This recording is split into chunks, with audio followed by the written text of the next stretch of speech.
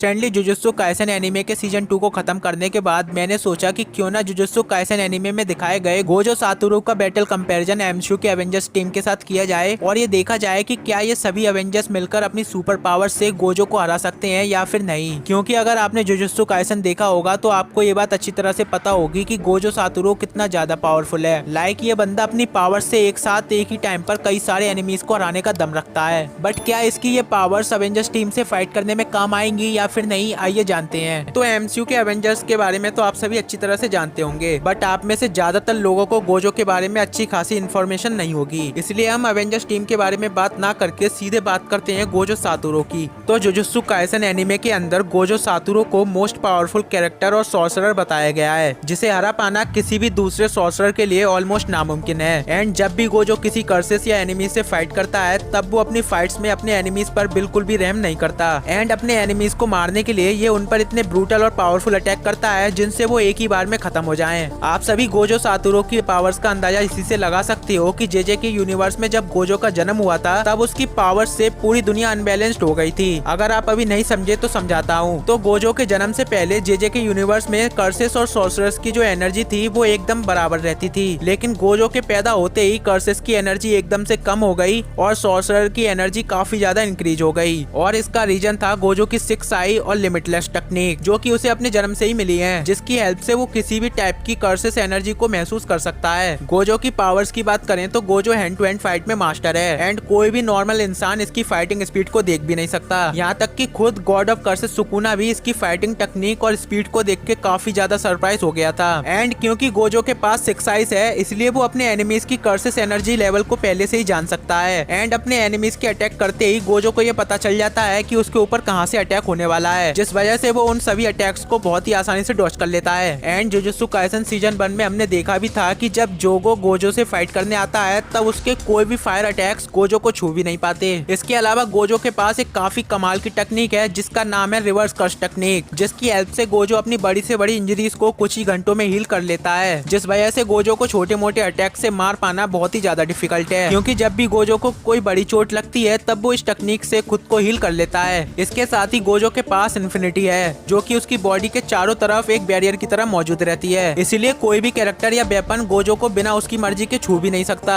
Gojo अपनी इस infinity technique से अपने और अपने एनिमीज के बीच के डिस्टेंस को इन्फिनाइट कर देता है, जिस वजह से एनिमी का कोई भी अटैक गोजो की बॉडी तक कभी पहुंच ही नहीं पाता। बट गोजो चाहे तो खुद उस एनिमी को छू सकता है। एंड इसके साथ ही जितनी ज्यादा कमाल की गोजो की ये इन्फिनिटी है उससे भी कई ज्यादा कमाल के और पावरफुल उसके अटैक्स हैं। एंड उसका जो सबसे पहला अटैक है वो है कर्स टेक्निक लैप्स ब्लू, जिसका यूज करते टाइम गोजो अपने हाथों में नेगेटिव एनर्जी को स्टोर करके एक ब्लू कलर की ब्लैक होल टाइप की एनर्जी को क्रिएट करता है, जो कि अपने आसपास की सभी चीजें अपनी तरफ खींचने लगती है, जिस वजह से वो अपने आसपास की हर एक चीज को पूरी तरह से तबाह कर देती है। और ठीक इसी तरह गोजो का दूसरा अटैक है कर्स टेक्निक रिवर्सल रेड, जो कि एक्चुअल में ब्लू का ही उल्टा है। और इसका यूज करते टाइम गोजो अपने हाथों से एक ऐसी पॉजिटिव एनर्जी को क्रिएट करता है जो कि अपने अंदर से काफी पावरफुल शॉक वेव्स को रिलीज करती है। एंड इसकी शॉक वेव पे कांटेक्ट में जो भी चीज आती है वो पूरी तरह से डिस्ट्रॉय हो जाती है। बट ये अटैक तो फिर भी कुछ भी नहीं, बिकॉज जब भी गोजो के सामने कोई पावरफुल अपोनेंट आता है तब वो उसे हराने के लिए अपने इस ब्लू कर्स टेक्निक और रेड कर्स टेक्निक को मर्ज करके एक काफी पावरफुल पर्पल कलर की एनर्जी क्रिएट करता है, जिसका नाम है हॉलो पर्पल। एंड इस अटैक से बच पाना किसी भी कैरेक्टर के लिए बिल्कुल इम्पॉसिबल है, क्योंकि ये अटैक अपने रास्ते में आने वाली हर एक चीज को एग्जिस्टेंस से ही मिटा देता है। एंड जुजुत्सु काइसेन एनीमे में हमने देखा भी था कि जब गोजो इस अटैक को टोजी पर यूज करता है तब उस अटैक की वजह से टोजी की आधी बॉडी पूरी तरह से गायब हो जाती है। गोजो के पास सुपर स्पीड और टेलीपोर्टेशन की एबिलिटी भी मौजूद है, जिसकी हेल्प से वो कहीं पर भी चुटकियों में टेलीपोर्ट हो जाता है। और रही बात उसकी स्पीड की, तो आप सभी उसकी स्पीड का आइडिया इसी से लगा सकते हो कि जुजुत्सु काइसेन सीजन 2 में जब माहितो शिबुया में हजारों कर्सेस को आजाद कर देता है तब गोजो अपनी सुपर स्पीड से उन सभी कर्सेस को सिर्फ 299 सेकंड में ही खत्म कर देता है, जो कि देखा जाए तो बहुत ही ज्यादा स्पीड है। इसके अलावा गोजो की जो लास्ट और सबसे पावरफुल पावर है वो है उसका डोमेन एक्सपेंशन, जिसकी हेल्प से गोजो अपने आसपास खुद का एक इकोसिस्टम क्रिएट करके अपने एनिमीज को उसमें ट्रैप कर देता है, और फिर जिसके अंदर ट्रैप होने के बाद गोजो का कोई भी अपोनेंट अपनी बॉडी को मूव नहीं कर पाता और गोजो उन्हें बहुत ही इजीली मार देता है। एंड जुजुत्सु काइसेन एनीमे में हमने देखा भी था कि जब गोजो इस अटैक को जोगो के खिलाफ यूज करता है तब जोगो अपनी बॉडी को चाहकर भी हिला नहीं पा रहा था। इसीलिए जुजुत्सु काइसेन एनीमे में ये डोमेन एक्सपेंशन अटैक गोजो का मोस्ट पावरफुल और डेंजरस अटैक बताया गया है, जिससे जिससे बच पाना किसी के लिए भी नेक्स्ट टू इम्पॉसिबल है। तो यही सारी कुछ कमाल की पावर्स हैं गोजो सातोरू की। बट क्या ये पावर्स अवेंजर्स के खिलाफ फाइट में काफी है या फिर नहीं, आइए जानते हैं। तो देखो, गोजो अगर किसी वजह से अवेंजर्स से फाइट करता है तो इस फाइट में लो पावर्स लेवल अवेंजर्स जैसे black window, Hawkeye, Spiderman, captain America, falcon like in सभी अवेंजर्स को गोजो अपनी सुपर स्पीड और हैंड टू हैंड फाइटिंग से कुछ ही सेकंडों में इजीली हरा देगा। और गोजो की स्पीड इतनी ज्यादा है कि कोई भी low power level Avenger Gojo को देख भी नहीं पाएगा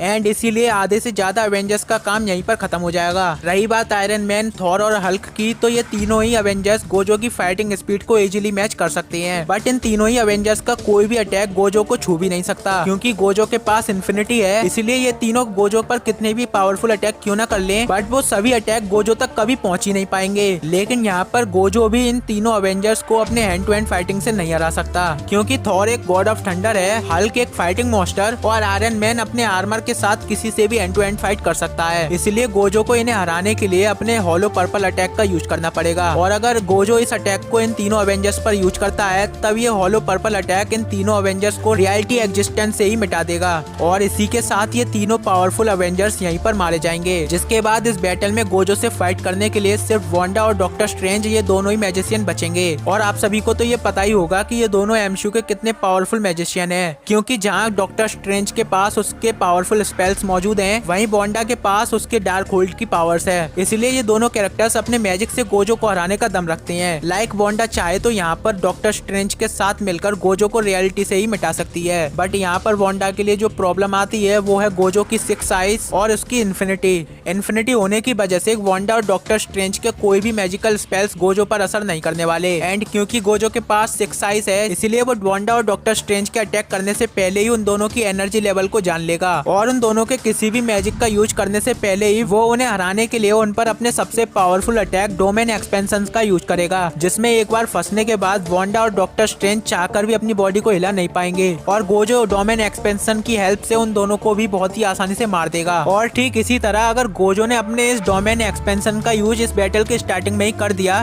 तब वो पूरी अवेंजर्स को ही एक बार में मार देगा। इसलिए मुझे ऐसा लगता है कि अभी के टाइम पे एमसीयू की अवेंजर्स टीम गोजो को बिल्कुल भी हरा नहीं पाएगी। बट आपको क्या लगता है मुझे कमेंट में जरूर बताना। तो दोस्तों यही था हमारा गोजो और अवेंजर्स टीम के बीच एक बैटल कंपैरिजन। आपको ये कंपैरिजन कैसा लगा मुझे कमेंट में जरूर बताना। और अगर आपको ये वीडियो अच्छी लगी हो तो वीडियो को एक लाइक कर देना। और अगर आप ऐसे ही ऑसम कंटेंट देखना चाहते हो तो हमारे चैनल को भी